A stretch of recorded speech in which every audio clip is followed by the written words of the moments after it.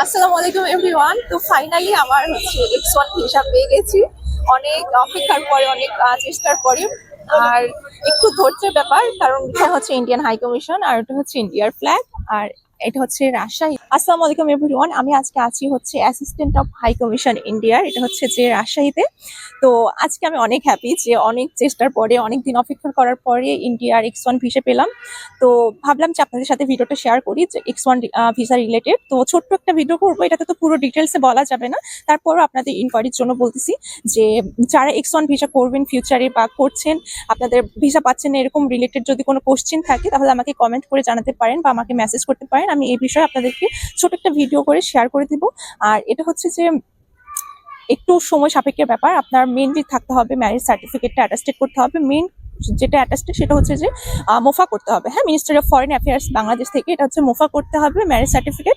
তারপরে আপনি অ্যাপ্লাই করবেন। আর আলহামদুলিল্লাহ আমি অ্যাপ্লাই করার এক সপ্তাহ পরে, মানে ওয়ার্কিং ডেজ এক সপ্তাহ পরে আমাকে এম্বাসি থেকে কল করছে যে আপনার হচ্ছে যে ইন্টারভিউর জন্য হাজবেন্ডের সহ আসতে হবে। তো ইন্টারভিউর পরে আলহামদুলিল্লাহ আমি সেই দিনই 2 দিনের মধ্যেই আমার মেসেজ চলে আসছে ভিসার জন্য। আমি আজকে মেসেজটা নিয়ে আমি রিসিভ করতে আসছি, পাসপোর্ট রিসিভ করলাম এবং আমাকে ভিসাও দিয়ে দিয়েছে আলহামদুলিল্লাহ। তো আপনাদের যারা ইন ফিউচার বিয়ে করতে চাচ্ছেন বা বিয়ে করছেন, এখন ইন্ডিয়াতে X1 ভিসার জন্য ট্রাই করতেছেন, পাচ্ছেন না, বা দালালের থ্রু এরকম করতে চাচ্ছেন, অনেক অনেক হাজার হাজার টাকা নষ্ট করতেছেন, এরকম কোনো কিছুই না।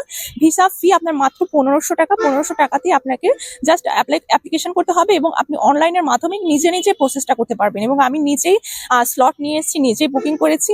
আর আলহামদুলিল্লাহ ভিসাও পেয়ে গেছি, অনেক জলদি পেয়ে গেছি। এবং আপনার ম্যারেজ সার্টিফিকেটটা মেইনলি সেটা হচ্ছে অ্যাটাস্টেড থাকতে হবে। অ্যাটাস্টেড না থাকলে আপনার কোনোভাবে আপনি X1 ভিসা পাবেন না। সো এই রিলেটেড যদি কোনো কোশ্চেন থাকে যে কিভাবে প্রসেসটা করব বা কোথা থেকে অ্যাটাস্টেড করব, এই রিলেটেড যদি কোনো কোশ্চেন থাকে বা মোফা কি করে করব, কোথা থেকে করব, আপনারা কমেন্টস করতে পারেন। যারা রাজশাহী বিভাগ থেকে করবেন, আপনার এখানে আপনাদেরকে ইন্টারভিউর জন্য ডাকা হবে। সো কনফিডেন্টলি আপনার অ্যান্সারগুলো দিবেন। আর আমার মানে নিজের অভিজ্ঞতা থেকে বলতেছি যে আপনার ম্যারেজ সার্টিফিকেট অবশ্যই অ্যাটাস্টেড থাকতে হবে। এবং এই অ্যাটাস্টেড রিলেটেড বা ডকুমেন্টস রিলেটেড কি কি ডকুমেন্টস লাগবে, কোথা থেকে কি করবেন, কোথা থেকে অ্যাটাস্টেড করবেন, সবকিছু আমি একটা ভিডিওতে, ছোট্ট একটা ভিডিওতে শেয়ার করব। আপনারা আমার পেজটা অবশ্যই অবশ্যই ফলো করে রাখবেন। এই রিলেটেড আমি অনেক কিছু ভিডিও আপলোড করব আপনাদের সুবিধার্থের জন্য। এবং ইন্ডিয়া যাওয়ার পরেও আমি সেখানে এফআরও করতে হবে, সেই রিলেটেডও আমি সব ভিডিও আপলোড করব। সো পেজটা অবশ্যই ফলো করে রাখবেন। আর টুরিস্ট ভিসা কবে থেকে খুলবে, বা এখন যেহেতু বন্ধ আছে, কবে থেকে খুলবে, কতদিন পরে খুলবে, এরকম কোনো চান্স আছে কিনা, সেই রিলেটেড অনেক ভিডিও করব। সো সবাই একটু পেজটা ফলো করে দিবেন, লাইক করবেন, কমেন্টস করবেন। আর অবশ্যই কমেন্টস করবেন যারা আপনারা ইন ফিউচার ভবিষ্যতে মানে ইন্ডিয়াতে বিয়ে করতে চাচ্ছেন, বা আপনাদের কারো রিলেটিভস বা পরিচিত যারা যদি ইন্ডিয়াতে বিয়ে করে থাকে, এরকম সমস্যার ফেস করতেছেন, তারা অবশ্যই আমার সাথে যোগাযোগ করবেন। আমার যতটুকু সামর্থ্য আমি আপনাদেরকে সাহায্য করার চেষ্টা করব।